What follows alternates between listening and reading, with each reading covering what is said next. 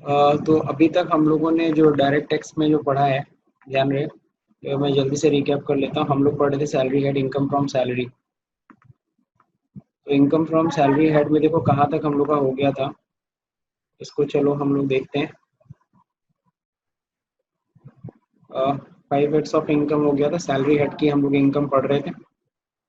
और salary, RFA तक पढ़ लिए थे सर। RFA हम लोग पढ़ लिए थे। तो आज हम लोग एक बार फिर से कंपुटेशन पहले चेक कर लेते हैं। सब लोग को पता है, अगर आपको करना है तो क्या करना है, कंपुटेशन ऑफ टैक्सेबल सैलरी। तो किसी की भी सैलरी हम लोग कैसे निकालते हैं, सबसे पहले देखो, सबसे फर्स्ट नंबर पे एक छोटा सा देखो मैंने फॉर्मेट बनाया, जस्ट लाइक यहाँ पे पर्टिकुलर लिख दिया, यहाँ पे हमने रुपीज अमाउंट लिख दिया। सबसे पहले नंबर पे हम लोग क्या करते हैं, हम लोग basic salary, pension, annuity, bonus, commission, arrear of salary, advance salary, leave salary, सबसे पहले हम लोग ये सब दिखाते हैं। सेकंड नंबर पे जितने भी टैक्सेबल अलाउंसेज है, जो भी अलाउंसेज मिलते हैं एम्प्लॉय को, सेकंड नंबर पे हम सारे टैक्सेबल अलाउंसेज को इकट्ठा रखते हैं। थर्ड नंबर पे हम लोग टैक्सेबल वैल्यू ऑफ परक्यूजिट्स को यहाँ पे उसकी वैल्यू रखते हैं। Then employer's contribution to PF in excess of 12% good of afternoon. Salary. Good afternoon Vaishnavi. Okay, 12% से ज़्यादा जितना भी कंट्रीब्यूशन अगर एम्प्लॉयर करता है तो उसको हम लोग सैलरी में ऐड करेंगे। और अगर हमारे पीएफ पे इंटरेस्ट अगर 9.5% से ज़्यादा बनता है तो वो भी सैलरी में ऐड करेंगे। यानी टोटल मिला के ये 5 पॉइंट्स होते हैं। अगर आप सैलरी पा रहे हो तो आपको ये सारे इस तरह के इमोलमेंट्स मिलेंगे, तो इन सबको पहले ऐड करो। इसको हम लोग ग्रॉस सैलरी कहते हैं।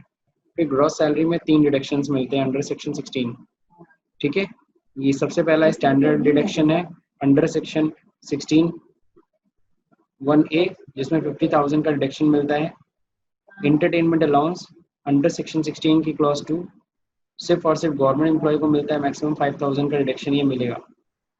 प्रोफेशनल टैक्स या एम्प्लॉयमेंट टैक्स अंडर सेक्शन 16 की क्लॉज 3 के तहत मिलता है। और ये तीनों डिडक्शन लेस करने के बाद जो अमाउंट बचता है उसी को हम लोग income chargeable under the head of salary या फिर टैक्सेबल सैलरी कहते हैं, जिसपे आप लोग स्लैब रेट लगाओगे। तो इतना हम लोगों ने कंपुटेशन में देखो। अब हम लोगों ने क्या क्या पढ़ लिया, फर्स्ट पॉइंट मैंने कवर कर लिया है। सेकेंड, ऑल टैक्सेबल अलाउंसेस भी हमने पढ़ लिया है। हम लोग पढ़ रहे the value of perquisites. Perquisites होता क्या है, सबको पता है, पर्सनल बेनिफिट होता है जो एम्प्लॉयर एम्प्लॉय को देता है ड्यू टू हिज पोजीशन या पोस्ट। क्योंकि एम्प्लॉय का वो जो पोजीशन है या पोस्ट है ऐसा है कि भाई उसे हमें रहने के लिए, घर आने जाने के लिए, कार, बातचीत करने के लिए मोबाइल देना है, तो ये सब अगर सुविधाएं अगर आपकी कंपनी आपको दे रही है तो इसी को हम लोग कहते हैं परक्यूजिट्स। अब जो परक्यूजिट्स आपको मिलती है उसकी वैल्यू निकाली जाती है और वो आपकी सैलरी में ऐड की जाती है। क्यों? क्योंकि वो परक्यूजिट्स कौन दे रहा है, आपका एम्प्लॉयर। ठीक, तो देखिए हम लोगों ने परक्यूजिट्स में क्या क्या पढ़ लिया था।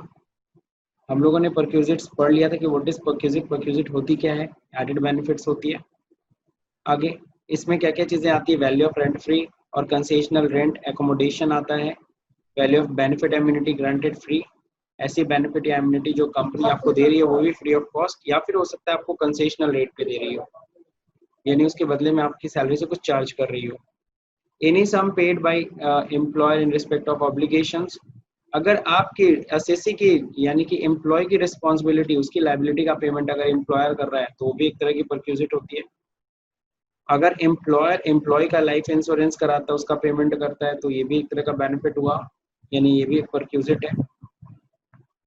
Value of any other fringe benefits as may be prescribe year, और कोई भी बेनिफिट जो कंपनी आपको दे रही है, तो ये सब परक्यूजिट्स में आता है। ये सब हम लोग पढ़ लिए थे। अब इसमें जो एग्जांपल्स पे हम लोग स्टडी कर सर रहे थे, फ्रिंज बेनिफिट बता दीजिएगा एक बार। फ्रिंज बेनिफिट आप लोग को मैंने बता दिया था कि अगर कोई भी अगर कंपनी आपको जो भी, फॉर एग्जांपल अगर कंपनी इलेक्ट्रिसिटी आपके यहाँ लगाई है, लगवा दी है, और इलेक्ट्रिसिटी अगर किसके नाम पे, कंपनी के ही नाम पे है, और उसका पेमेंट भी कंपनी ही कर रही है, इसका मतलब वो एक तरीके से क्या हुआ, वो एक फ्रिंज बेनिफिट हुआ जो आपको दिया जा रहा है कंपनी के द्वारा। लेकिन अगर सपोज करो इलेक्ट्रिसिटी का कनेक्शन आपके नाम पे है लेकिन उसका बिल कंपनी पे कर रही है, तब वो किस पॉइंट में आएगा, तो वो थर्ड पॉइंट में आएगा, यानी कि एम्प्लॉय की लायबिलिटी का पेमेंट कंपनी कर रही है, तो ये थर्ड पॉइंट में आ जाता है। ठीक है, आपके बच्चों की फीस कौन जमा कर रहा है, एम्प्लॉयर जमा कर रहा है, तो वो थर्ड पॉइंट में आएगा, यानी कि क्योंकि आपके बच्चों की फीस को जमा करने की जिम्मेदारी आपकी है लेकिन पे कौन कर रहा है, आपकी कंपनी। ठीक है, आपके घर पे गैस सिलेंडर की या वाटर सप्लाई कर लगा रखा है, उसका कनेक्शन अगर कंपनी के नाम पे और कंपनी ही उसको पे कर रही है तो वो फ्रिंज बेनिफिट कहलाएगा। लेकिन वो आपके नाम पे है और कंपनी पे कर रही है तो वो किस में कहलाएगा, वो थर्ड पॉइंट में आ जाएगा कि आपकी लायबिलिटी का पेमेंट कंपनी कर रही है। समझ में आया? Yes sir. चलिए ठीक है। अब हम लोगों ने रेंट फ्री अकोमोडेशन कल स्टडी कर लिया था, ठीक है। आज हम लोग ये second sale of mobile asset नहीं बल्कि हम लोग सीधे आएंगे मेडिकल फैसिलिटीज आज चेक करेंगे। तो एक बार जल्दी से रिकैप कर देता हूँ। रेंट फ्री अकोमोडेशन मैंने कल क्या क्या पढ़ा दिया था आप लोगों को। रेंट फ्री अकोमोडेशन अगर गवर्नमेंट एम्प्लॉय को मिलता है तो उसकी वैल्यू कैसे कैलकुलेट करते हैं, अगर नॉन गवर्नमेंट एम्प्लॉय को मिलता है तो कैसे कैलकुलेट करते हैं, ये हम लोग देख लिए थे। कि मान लो आप कंपनी में एम्प्लॉय, कंपनी ने आपको मकान रहने के लिए दिया है, तो आखिर में उस घर का कुछ तो कॉस्ट पड़ रहा होगा ना, कंपनी के ऊपर खर्चा आ रहा होगा ना, तो वो खर्चा जो आता है वही घूम फिर के एम्प्लॉय की कॉस्ट होती है। लेकिन वो कैसे कैलकुलेट की जाती है ये हम लोग ने कल स्टडी किया था। कल के वीडियो में आप लोग जाके देख भी सकते हैं जिनका भी मिस हुआ हो। फिर होटल एकोमोडेशन, कई बार ऐसा भी होता है कि कंपनी एम्प्लॉय को ट्रांसफर कर देती है अचानक और उसके रहने की व्यवस्था नहीं होती है, तो वो कहती है कि अच्छा ठीक है आप होटल में रुक जाओ, और होटल में रुकता है तो जाहिर सी बात है वो भी एक परक्यूजिट की वैल्यू मानी जाएगी। लेकिन आप लोगों में से कोई बता सकता है कितने दिन तक अगर होटल में रुके तो वो परक्यूजिट नहीं मानी जाएगी? सर 15 डेज तक। जी हाँ, 15 दिन। 15 दिन तक अगर आपको होटल में रुकना पड़ा, उसका खर्चा कंपनी ने पे किया, तो वो आपकी सैलरी में ऐड नहीं होगा, वो परक्यूजिट नहीं मानी जाएगी। लेकिन मोर देन 15 डेज है तो 24% ऑफ सैलरी मान ली या जाएगी फिर sir. Hotel charges, only stay charges, ध्यान रहे, विच एवर इज लोअर, जो दोनों में से कम हो। Yes sir. तो ये हम लोगों ने कल स्टडी कर लिया था, इसको एक टेबल के थ्रू भी समझे थे हम लोग। इस पे हम लोगों ने क्वेश्चंस भी लगाए थे। फिर हम लोग ने ट्रांसफर जॉब के बारे में डिस्कस किया था। हाई कोर्ट, सुप्रीम कोर्ट जज, यूनियन मिनिस्टर या लीडर ऑफ अपोजिशन, इन सबको जो RFA रेंट फ्री अकोमोडेशन मिलता है, इट इज़ फुल्ली एग्जेम्प्टेड, तो वो पूरी तरह से एग्जेम्प्ट होता है, ये भी हम लोग ने स्टडी कर लिया था। Plus mine site, dam site, on शोर, अगर इन सब जगहों पे एम्प्लॉय को अगर रहने को मिलता है तो ध्यान रखिए रिमोट एरिया पे अगर आपको कोई भी RFA दिया जा रहा है या फिर up to 8 kilometres from the municipal area या लिविंग इन टेम्पररी स्ट्रक्चर आपको प्रोवाइड किया गया। जैसे आपने देखा होगा कई जगह जब पुल निर्माण होता है तो वहाँ पे टेम्पररी स्ट्रक्चर दिया जाता है लेबर्स को रहने के लिए या एम्प्लॉयज़ को या फिर इंजीनियर उस पर रुकते हैं। तो जाहिर सी बात है उस केस में क्या होगा, वो एग्जेम्प्ट होगा। अदर एरिया या अदर स्ट्रक्चर में अगर आपको दिया जा रहा है रहने के लिए तब वो टैक्सेबल होगा। तो यहाँ तक मेरे ख्याल सबको समझ में आ गया RFA का पॉइंट। चलिए आज हम लोग को स्टार्ट करना था क्या, मेडिकल ट्रीटमेंट या फिर कह लो medical reimbursement perquisites. Medical treatment सब लोग समझते हैं कि नहीं समझते हैं? यस सर, समझते हैं सर। चलिए ठीक है। तो मेडिकल ट्रीटमेंट यहाँ पे हम लोग पढ़ रहे हैं तो मैं आपको जरूर याद दिलाना चाहूँगा, हम लोग अलाउंसेस भी पढ़े थे, मेडिकल अलाउंस। अगर कंपनी आपको मेडिकल अलाउंस के नाम पे कुछ भी देती है सर, वो 100% टैक्सेबल है, उसमें 1 रुपए का एग्जेम्पशन नहीं मिलेगा। लेकिन वहीं अगर आप मेडिकल अलाउंस अलाउंस जो कि कैश के रूप में मिलता है, लेकिन आप कैश नहीं बल्कि आपको मेडिकल ट्रीटमेंट की सुविधा दी जा रही है। कंपनी कहती है अगर कोई भी अगर प्रॉब्लम आता है, कोई भी इलाज कराना है तो कंपनी कोई भी मेडिकल ट्रीटमेंट जो भी कराना है करा लीजिए और उसका रीइंबर्समेंट कंपनी दे देगी। रीइंबर्समेंट समझते हैं यस सर। क्या होता है? सर मतलब अपने पास से वो पेमेंट कर दीजिए और वो मतलब मतलब जो बिल होगा आप कंपनी को दिखाइए, कंपनी आपको उसका पे कर देगी बिल का जो अमाउंट होगा। बहुत अच्छा पीयूष। तो रीइंबर्समेंट यही होता है कि कंपनी कहती है कि आपका जो भी मेडिकल का ट्रीटमेंट आप जाके करा लीजिए किसी भी हॉस्पिटल में और उसका बिल दिखाइएगा कंपनी में, फिर आप उसको हम उसका पेमेंट कर देंगे। यानी पहले अपनी जेब से खर्च करिए, फिर बिल दिखाइए, company will pay. This is called reimbursement, ठीक है। तो अब देखिए यहाँ पे दे रखा फॉलोइंग आर फुल्ली एग्जेम्प्ट, अगर इन सब जगहों पे होगा तो पूरी तरह से एग्जेम्प्ट होगा।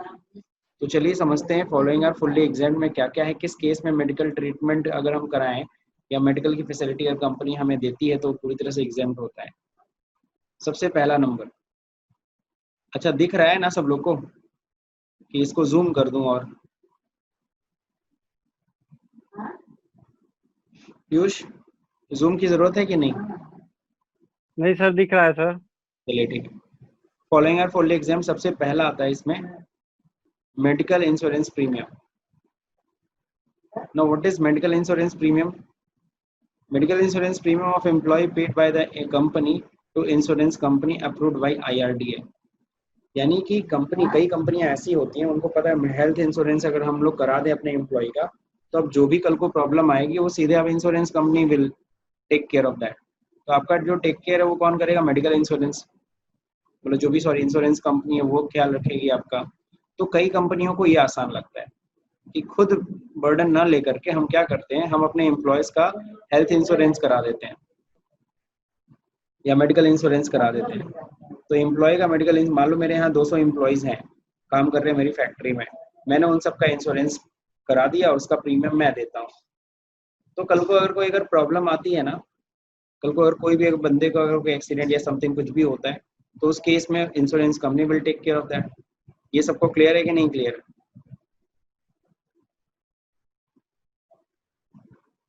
क्लियर है बस सर। इस, हाँ, बस उसमें एक चीज होना चाहिए कि जो भी आप इंश्योरेंस जिस भी कंपनी से ले रहे हैं वो अप्रूव्ड होना चाहिए IRDA से। तो what is IRDA? Insurance regulatory development authority, I think ऐसा कुछ फुल फॉर्म है इसका। तो इंश्योरेंस रेगुलेटरी है ये, इंश्योरेंस में है, जैसे सिक्योरिटी एक्सचेंज के लिए सेबी है, उसी तरीके से इंश्योरेंस के लिए IRDA। तो आपको बता दूं, कोई भी इंडिया में अगर इंश्योरेंस आपको अगर प्रोवाइड कर रहा है तो उसको लाइसेंस कौन देती है? IRDA ही परमिशन देती है। तो जाहिर सी बात है जिस भी इंश्योरेंस कंपनी से आप ले रहे होगे वो IRDA से ही अप्रूव्ड होगा। तो मेडिकल इंश्योरेंस अगर आपका एक एम्प्लॉयर आपका करा रहा है तो वो फुल्ली एग्जेम्प्ट है, आपकी सैलरी में कुछ भी ऐड नहीं होगा। ठीक है, अगर मान लो मेरी कंपनी मेरा हेल्थ इंश्योरेंस कराती है, उसका मान लो 10,000 रुपये पे करती है पूरे साल में, तो वो 10,000 रुपये मेरी सैलरी में ऐड होने वाला नहीं है, वो एग्जेम्प्ट है। Next second, medical insurance premium paid by employ.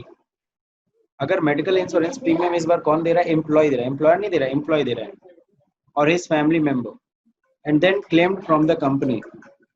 और उसके बाद अगर आप क्या कर रहे हो, अगर आप then claim from the company, इसके बाद आप क्या कर लेते हो? आप कंपनी से क्लेम कर लेते हो उसको। बात समझे ना?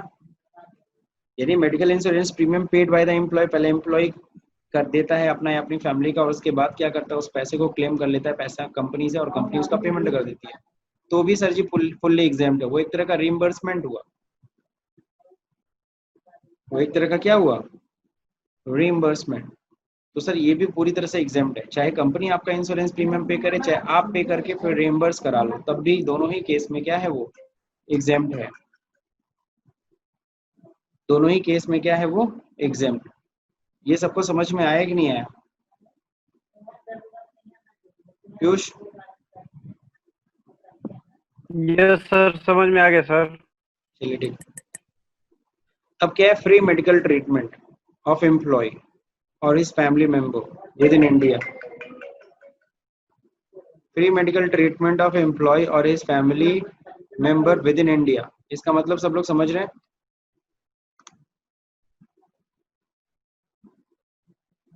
इंडिया के अंदर। जी हाँ, medical treatment of employ his family member within India, India में कराया जा रहा है। और एक होता है कई बार मेडिकल ट्रीटमेंट, मान लो कोई ऐसी प्रॉब्लम आ गई जिसका मेडिकल ट्रीटमेंट इंडिया में है ही नहीं पॉसिबल, बाहर भेजना पड़ रहा है, तो बाहर भी होता है। तो अगर कंपनी इंडिया में ट्रीटमेंट करा रही है, आउटसाइड ऑफ इंडिया ट्रीटमेंट करा रही है, तो उस केस में आपकी सैलरी में क्या ऐड होगा? चलिए देखते हैं। अगर वो मेडिकल ट्रीटमेंट कहाँ हो रहा है? In hospital of employer, employer का खुद का हॉस्पिटल है, जैसे मैं सहारा कंपनी में काम करता हूँ और सहारा का हॉस्पिटल है सबके पास, सबको पता है, या टाटा कंपनी का एम्प्लॉय हूँ और मैं अपना इलाज टाटा के ही एक हॉस्पिटल में करा रहा हूँ, टाटा ने कहा है जो भी इलाज है हमारे हॉस्पिटल में करा लो, तो उस केस में जो भी खर्चा उठ रहा होगा आपके ऊपर, मान लीजिए आपके ऊपर करीबन 1 लाख रुपए खर्च हुआ कंपनी का, तो उस केस में आपकी सैलरी में कुछ भी ऐड होने वाला नहीं है, पूरी तरह से एग्जेम्प्ट है। और for prescribe disease mention in rule 3A, rule 3A में प्रिस्क्राइब डिजीज है, कुछ ऐसी बीमारियां हैं, ठीक है ना, लिस्ट बनाई गई हुई है, आप जाके देख सकते हो गूगल करके। And certified received by the hospital is fully exempt. अगर आप प्रिस्क्राइब डिजीज जो दिया गया रूल 3A में, अगर उसके तहत अगर कोई भी डिजीज आपको हुआ है, उसकी बीमारी का इलाज करा रहे हो, है ना, बाय द हॉस्पिटल, तो उस केस में पूरी तरह से वो भी क्या है होगा, एग्जेम्प्ट है। In other cases maximum 15,000 per annum exempt as medical reimbursement.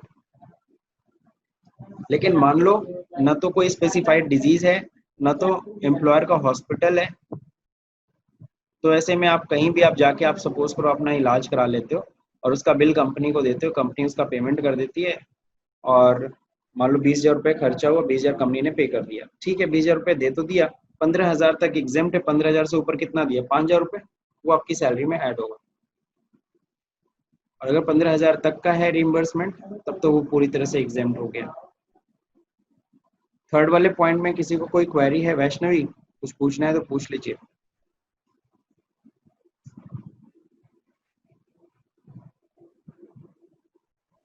Sir third का बी वाला एक बार बता दीजिए। थर्ड का जो बी पॉइंट है, for prescribe disease, prescribe disease समझती हो कि नहीं समझती? समझ रहे सर। समझ गई? यस सर, प्रिस्क्राइब डिजीज समझते हैं। क्या आता है प्रिस्क्राइब डिजीज में, कुछ पता है?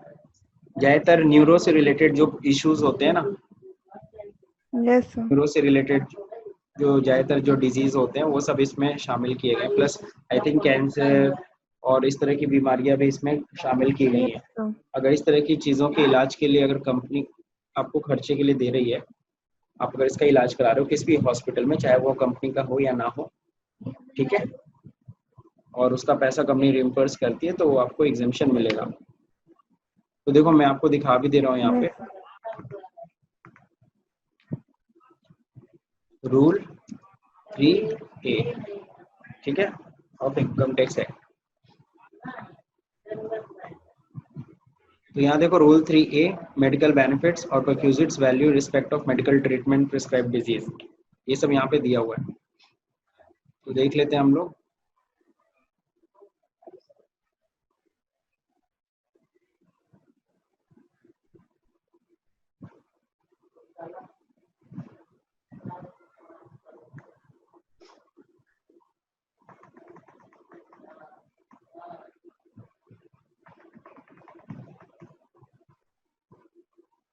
देखो यहाँ पे दे रखा है, कैंसर हो गया, ट्यूबरकुलोसिस है, एक्वायर्ड इम्यूनिटी डिफिशियंसी सिंड्रोम है, disease element of heart and blood and, ये सब है, सब देख लेना भाई, देख लोगे ना 3A में कौन यस कौन सर। सी बीमारियां आती हैं, कोई सर्जिकल ऑपरेशन कराना पड़ रहा है, जैसे पथरी उथरी का इलाज, वो सब भी इसमें शामिल किया गया है, ठीक।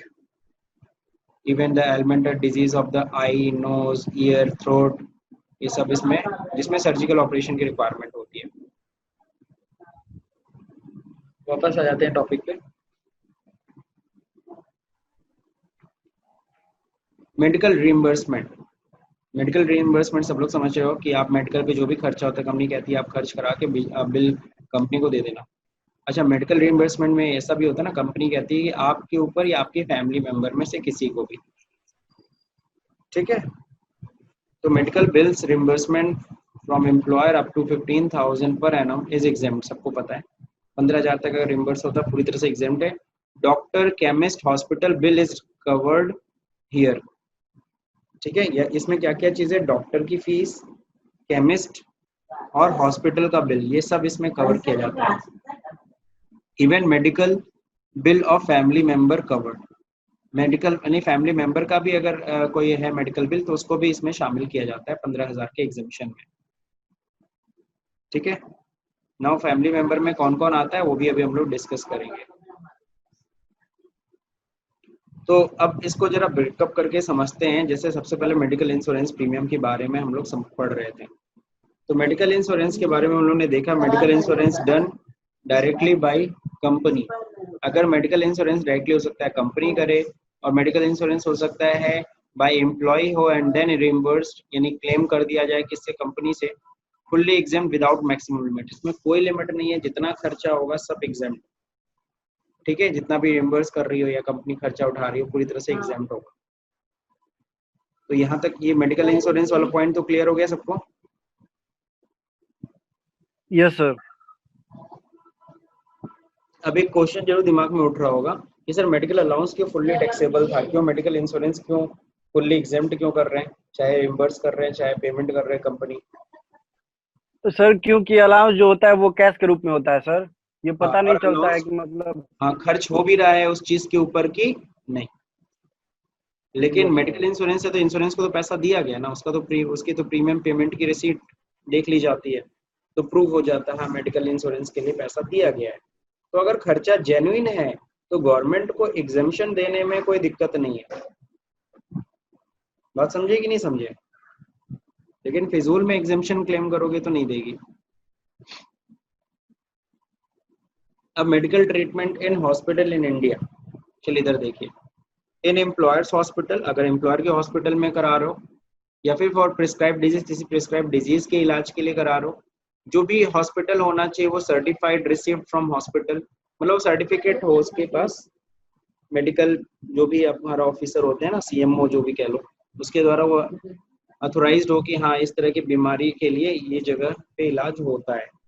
तो वहाँ पे जितना भी खर्चा होता है और कंपनी उसका पेमेंट करती है या कंपनी उसका बीड़ा उठाती है, पूरी तरह से एग्जेम्प्ट है, चाहे उस पर जितना भी खर्चा क्यों ना हुआ हो, 1 लाख 2 लाख 3 लाख खर्चा कहाँ हुआ है, एम्प्लॉयर के हॉस्पिटल में या फिर प्रिस्क्राइब डिजीज के लिए किसी भी हॉस्पिटल में जो अप्रूव्ड हो, है ना, तो वो पूरी तरह से एग्जेम्प्ट है विदाउट एनी लिमिट।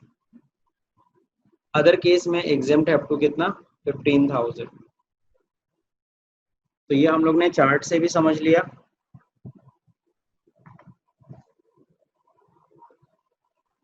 अच्छा एक चीज बताओ, अगर गवर्नमेंट हॉस्पिटल में इलाज कराया जा रहा है तो उस केस में क्या होगा?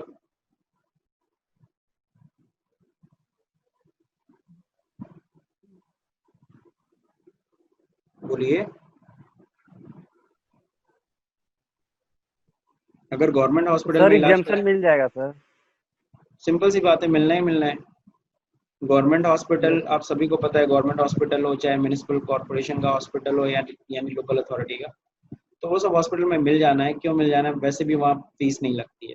जैसे आप लोग गोरखपुर में सदर में जाओ, कितना फीस लगता है? 1 रुपया ना, है कि नहीं है? Yes sir. तो वहाँ कहाँ कुछ खर्चा होता ही है जो आप एग्जेम्पशन क्लेम करोगे।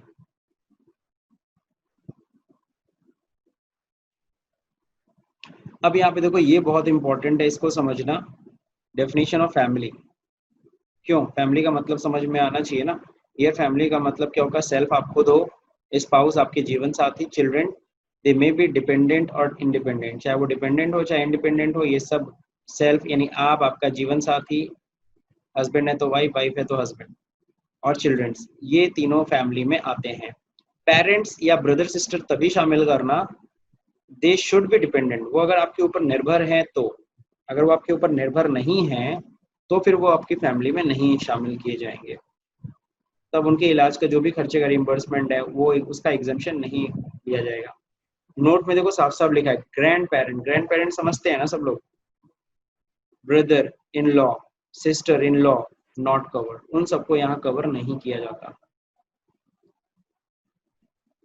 पेरेंट्स को शामिल किया जाता है, लेकिन अगर वो डिपेंडेंट है तो ग्रैंड पेरेंट्स को या brother in law sister in law को शामिल नहीं किया जाएगा।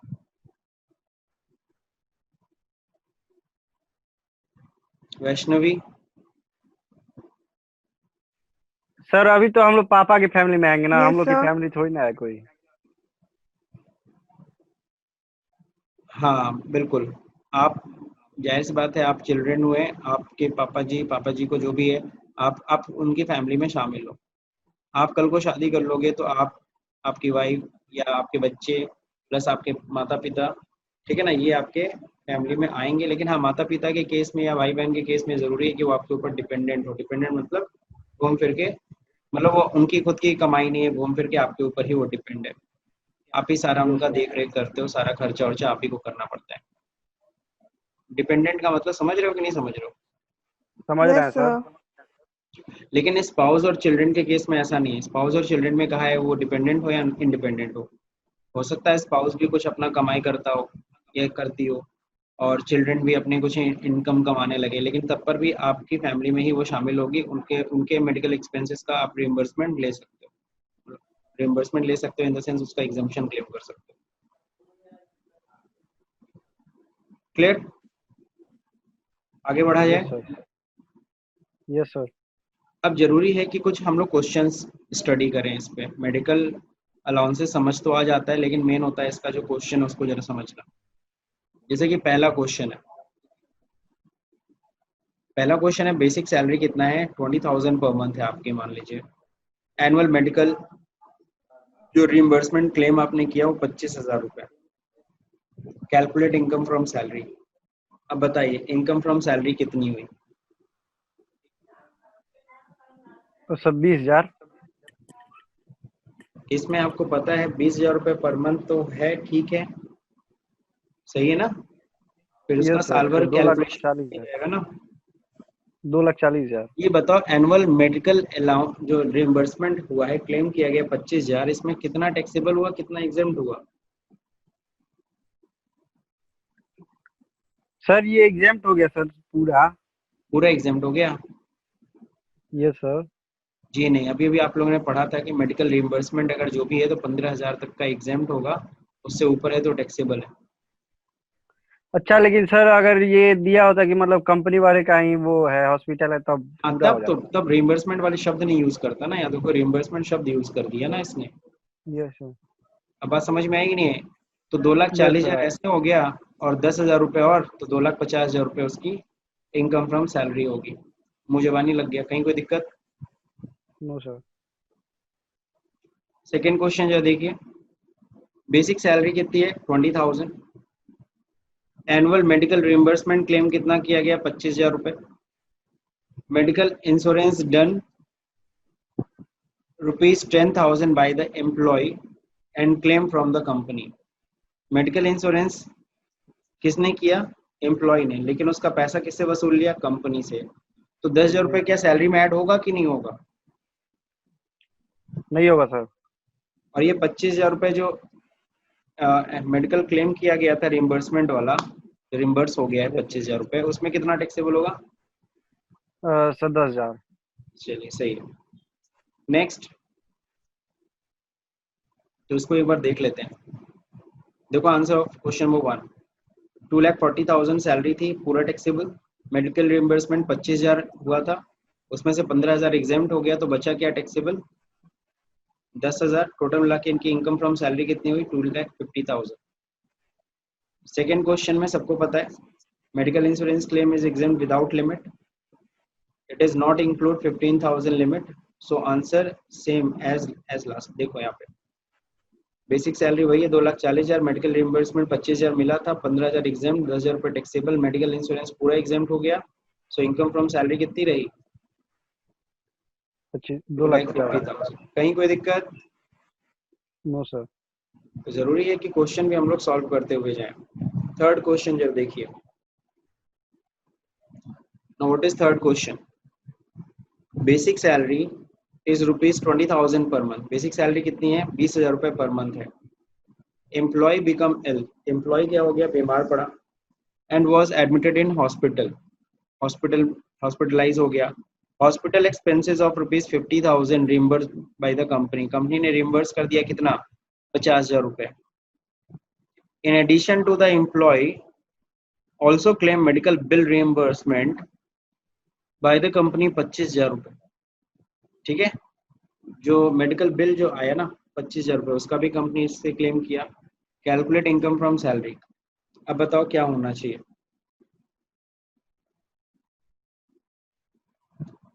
जो हॉस्पिटल का खर्चा है 50,000 रुपये, वो तो कंपनी ने रिइंबर्स कर दिया 50,000 रुपये।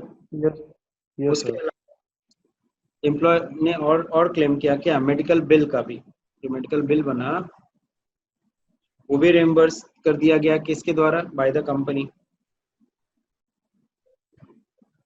चलिए मैं ज्यादा कंफ्यूज नहीं करता हूँ, थर्ड क्वेश्चन देख लो।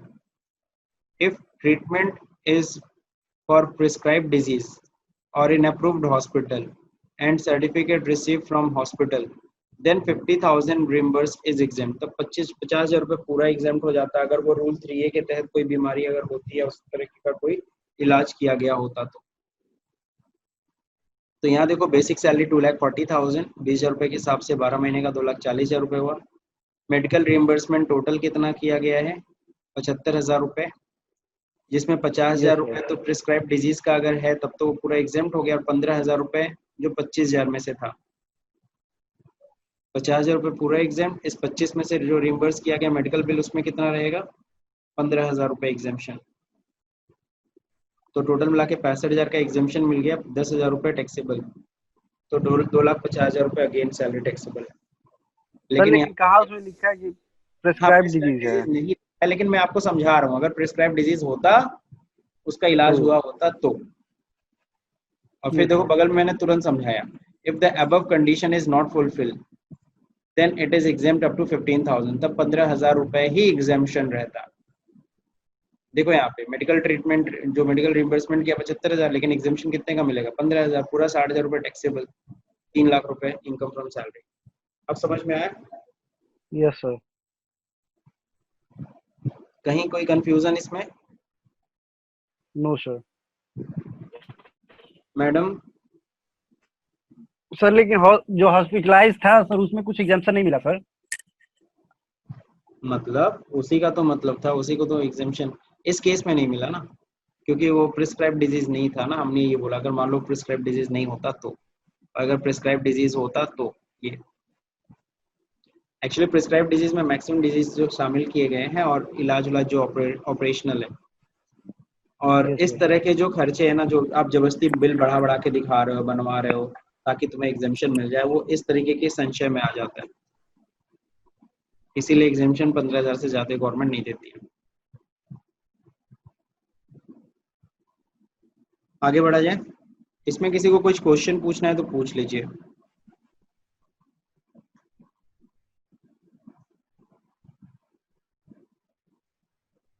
शिवांगी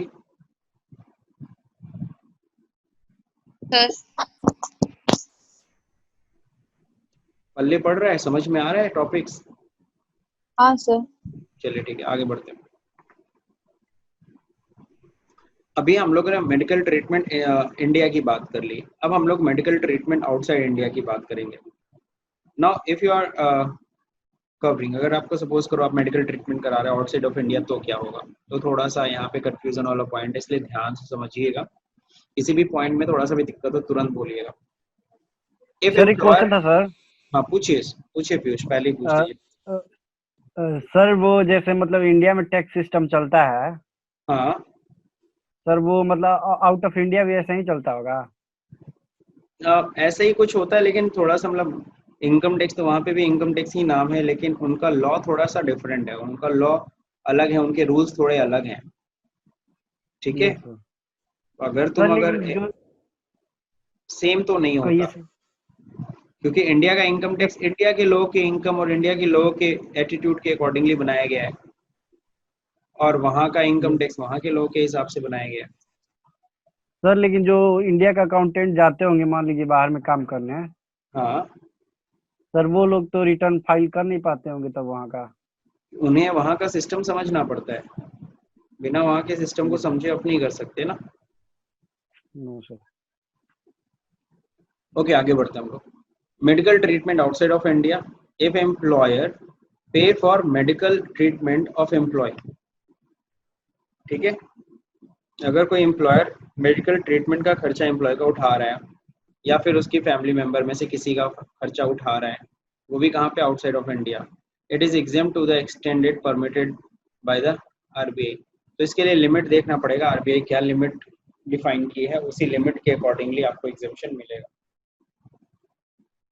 सपोज करो medical treatment outside of India आपका या आपके फैमिली मेंबर में से किसी का हुआ, कंपनी ने खर्चा किया, करीबन 5 लाख रुपए खर्च हुआ है, तो जाहिर सी बात है आउटसाइड ऑफ इंडिया जब खर्च होगा तो वो डॉलर में होगा या किसी और फॉरेन करेंसी में होगा। इसीलिए आरबीआई का यहाँ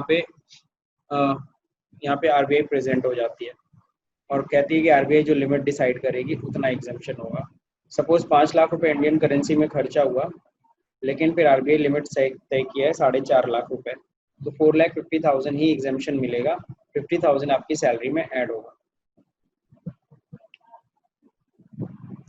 तो ये रहा पहला पॉइंट। अब सेकेंड पॉइंट में आते हैं, expenses on stay of patients. और and one attendant is also exempt to the extent permitted by RBI। हाँ, एक्सपेंसेस में देखो कौन कौन से एक्सपेंसेस में जो पेशेंट का जो स्टे चार्जेस होता है, पेशेंट के साथ साथ वन अटेंडेंट यानी उनके साथ एक बंदा भी जाएगा, सिर्फ एक बंदे का लेके जो भी खर्चा हो रहा है, जो भी कंपनी ने पे किया वो सब एग्जेम्प्ट होगा, अगेन परमिटेड बाय RBI। अब अगर एक से दो अटेंडेंट जाते हैं तो गलत होगा, तो दूसरे अटेंडेंट का खर्चा एग्जेम्पशन में नहीं आएगा, शामिल नहीं किया जाएगा, भले कंपनी ने पे किया। If expenses on travel paid by employer, अब जाहिर सी बात है आने जाने का भी तो खर्चा लगेगा। If expenses on travel paid by the employer, आने जाने का खर्चा भी कंपनी ने पे किया, then it is exempt if gross total income of employ without including travel expenses up to 2 lakh. ठीक है, अगर आने जाने का खर्चा भी कंपनी ने पे किया है, ठीक है, तो वो भी एग्जेम्प्ट होगा। लेकिन वो कब एग्जेम्प्ट होगा? अगर एम्प्लॉय की सैलरी 2 लाख रुपए या उसके नीचे है, उससे ऊपर नहीं है। अगर 2 लाख से ऊपर है तो जो एक्सपेंसेस ट्रेवल करने का कंपनी ने पे किया वो एम्प्लॉय की सैलरी में क्या होगा? ऐड किया जाए। तो 3 तरह के खर्चे हमने देखे, एक मेडिकल ट्रीटमेंट का खर्चा, एक उसके रहने का खर्चा, तीसरा आने जाने का खर्चा। ठीक, यहाँ तक समझ में आया कि नहीं आया? अभी जो हम लोगों ने पढ़ा था उसको हम लोग एक चार्ट की तरह समझ रहे हैं। Medical treatment in hospital outside of India अगर है तो अब देखो 3 तरह के खर्चे होते हैं, expenses on treatment, expenses on stay, expenses on travel. अगर एक्सपेंसेस ऑन ट्रीटमेंट में है या एक्सपेंसेस ऑन स्टे पे है तो इट इज टैक्स फ्री। तो ये क्या होगा? टैक्स फ्री हो गया to the extent of permitted by RBI। RBI जो परमिट करेगी उतना तक एग्जेम्प्ट हो गया, नहीं उतना टैक्स फ्री कर लो, यानी एग्जेम्प्ट हो गया। Next, expenses on travel. Travel के केस में साफ साफ कह रहे हैं tax free only if gross total income is 2 lakh. इस खर्चे को शामिल करने से पहले GTI is calculated without including such travel expenses। उन खर्च को जोड़ने से पहले उसकी इनकम 2 लाख रुपए, सीधा सीधा उसका ग्रॉस टोटल इनकम 2 लाख रुपए तक अगर है या उससे नीचे है तब तो एग्जेम्पशन मिलेगा, अदरवाइज एग्जेम्पशन नहीं मिलेगा। अब देखो यहाँ पे साफ साफ नोट में लिख रखा है stay and travel expenses on one attendant apart from the patient is also covered. तो क्लियर है, एक अटेंडेंट उनके साथ उनका भी खर्चा इसमें शामिल किया जाएगा। ठीक है, अब देखें यहाँ पे फैमिली का मतलब क्या है। Definition of family, here family means, यहाँ पे फैमिली का मतलब क्या है? Self, spouse, childrens. अब स्पाउस और चिल्ड, स्पाउस मतलब सबको पता है जीवन साथी होता है, हस्बैंड के लिए वाइफ, वाइफ के लिए हस्बैंड, ये स्पाउस कहलाते हैं। देन चिल्ड्रन, चिल्ड्रन की बात करें तो बिल्कुल अब दे मे बी डिपेंडेंट और इंडिपेंडेंट, वो डिपेंडेंट हो या इंडिपेंडेंट हो। पेरेंट्स के केस में पेरेंट्स, ब्रदर, सिस्टर, लेकिन दे शुड बी डिपेंडेंट। अगर वो डिपेंडेंट है तभी वो फैमिली का पार्ट माना जाएगा, अदरवाइज नहीं। बाकी grand parents, brother in law, sister in law is not covered, इनको फैमिली का हिस्सा नहीं माना जाता। तो ये सेम डेफिनेशन ऑफ फैमिली है जो अभी हम लोग पीछे पढ़े थे। अब देखते हैं यहाँ पे, इस पे क्वेश्चन है, ठीक है। तो ये क्वेश्चन है, अच्छा क्वेश्चन है, इसको समझते हैं हम लोग। तो medical treatment outside of India भी क्लियर हो जाएगा हम लोग को। तो employ receive basic salary of 2,40,000 यानी 20,000 पर मंथ है। He was sent for medical treatment out of country, उसको आउट ऑफ कंट्री भेजा गया मेडिकल ट्रीटमेंट के लिए। He incurred following expenses which were reimbursed by the company। Cost of medical treatment 1 lakh rupees खर्चा हुआ। Cost of stay, वहां पे stay करने का चार्जेस करीबन 80,000 रुपए हुआ। कॉस्ट ऑफ ट्रेवल, ट्रेवल का खर्चा 30,000 आया। As per RBI 70,000 for medical treatment, 60,000 for stay is exempt। He had interest income of 5,000 on FD, उसको FD पे 5,000 का इंटरेस्ट बना है, तो अदर सोर्स की इनकम है। Calculate income from salary and gross total income, ये दोनों कैलकुलेट करना है। तो चलिए करते हैं calculate. We will calculate gross total income without taking travel expenses. Travel expense को अगर ना शामिल करो, बाकी सारा इनकम जोड़ो। बेसिक सैलरी कितनी? 2,40,000 रुपए। मेडिकल ट्रीटमेंट का कितना था? 1 लाख रुपए उसको अमाउंट मिला था, लेकिन कंपनी ने तो 1 लाख रुपए पूरा दिया, लेकिन 70,000 ही एग्जाम्प्ट होगा, तो 30,000 रुपये उसकी सैलरी में ऐड होगी। मेडिकल स्टे चार्जेस था 80,000, लेकिन 60,000 रुपये एग्जाम्प्ट हुआ, 20,000 रुपये उसकी सैलरी में ऐड होगी। Income from salary excluding travel expenses 2,90,000 हुआ। अब इसमें ऐड करेंगे अदर सोर्स की इनकम, इंटरेस्ट की इनकम 5,000 रुपये, 2,95,000 रुपये इसकी ग्रॉस टोटल इनकम है। Since gross total income including travel expenses is greater than 2 lakh, travel expenses is also taxable. तो travel expenses क्या होगा? Taxable है। तो यहाँ देखिए अगेन सारा चार्ट सेम है। यहाँ पे ट्रेवल एक्सपेंस 30,000 जो मिला था, ये एग्जेम्पशन कुछ नहीं मिलेगा, पूरा का पूरा 30,000 टैक्सेबल। और income from salary 3,20,000, interest income 5,000 will be added, and after that gross total income is 3,25,000 rupees. किसी को कुछ क्वेश्चन पूछना है इस पे?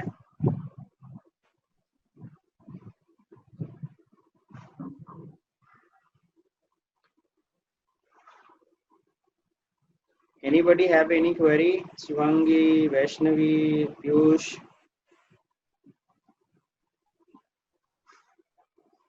No sir. क्लियरली समझ में आ गया ना? Yes sir. अगर उसी क्वेश्चन में, क्वेश्चन नंबर 1 में assuming that his basic salary is 1,20,000, अगर 1,20,000 होता 10 में 10,000 पर मंथ, तब क्या होता?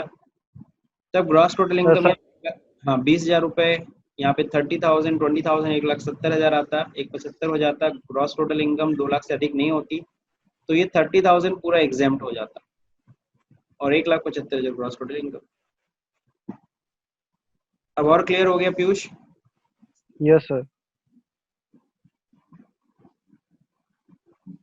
ओके, अब अगला जो टॉपिक है वो interest on loan given by the employer to employ है, जो हम लोग कल कवर करेंगे, आज नहीं। आज मेरे ख्याल से मेडिकल वाला पॉइंट सबको क्लियर, मेडिकल ट्रीटमेंट चाहे विद इन इंडिया हो चाहे आउटसाइड ऑफ इंडिया हो, चाहे मेडिकल इंश्योरेंस है, तो ये जो टॉपिक है मेरे ख्याल से आप लोगों को समझ में आ गया होगा। Yes sir. चलिए ठीक है। बाकी कल हम लोग इंटरेस्ट वाला पॉइंट सीखेंगे, वो भी नया पॉइंट है कि इंटरेस्ट अगर हमें इंटरेस्ट फ्री लोन मिल जाता है तो उस केस में हमारे सैलरी में क्या ऐड होगा क्या नहीं ऐड होगा, जो हम लोग कल देखेंगे।